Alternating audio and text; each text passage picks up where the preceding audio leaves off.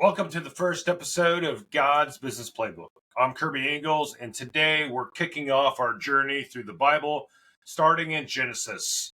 It's a great place to start. In this episode, we'll focus on how Genesis 1 and 2 lay the foundation for God's divine business model and what that means for us today. When we read Genesis 1 verses 20 through 31, we see God at work, creating the heavens, the earth, and all the living things. But beyond creation, there's a business model being formed, one rooted in stewardship, productivity, and flourishing. And God sets up the ultimate system by providing abundant resources and entrusting them to mankind. And he calls humanity to be fruitful and multiply, which isn't just about having children. It's about taking what God has provided and multiplying it for his glory. Now, this is where business, economics, and investing begin to come into play. You see, God gives us the resources, the land, labor, and capital. We're all called to steward those resources wisely. Think of it like seed money in a business. God invests in us, and it's our responsibility to manage that investment with diligence, wisdom, and generosity. In Genesis 2, God takes this concept even further. He places Adam in the Garden of Eden to work and keep it. This is our first case study in work economics and investing.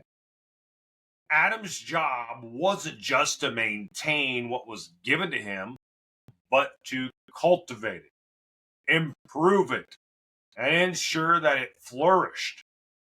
And when Eve is introduced, we see the power of collaboration, how two can accomplish more together than one. Now, one of the most critical aspects of biblical business models is the concept of rest. And after 6 days of work, God rests on the seventh day. And this Sabbath just isn't a break, it's a principle. Rest is part of the rhythm of productivity in God's economy.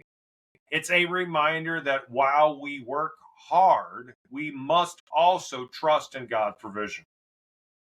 Overworking, striving without rest is a sign of misplaced faith and faith in our own efforts rather than in God's plan.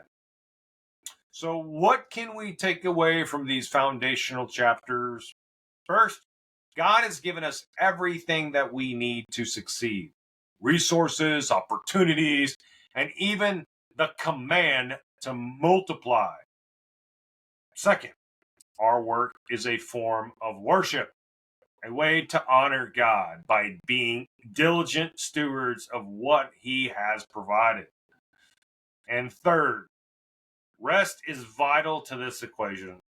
It's an act of faith, trusting that God will continue to provide even when we step back and renew ourselves. As we continue through this journey, I encourage you to reflect on how you're applying these principles in your own life. Are you multiplying the resources God has given you?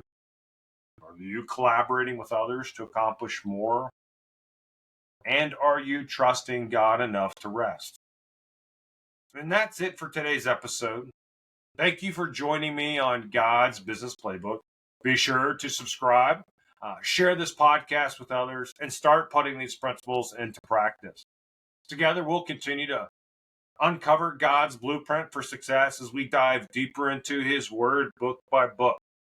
Until next time, remember, your work is sacred, your rest is vital, and your generosity is part of God's greater plan for the world. I'll see you next time as we continue exploring God's word through the lens of business, leadership, and faith. My name is Kirby Ingalls, and I'll see you next time.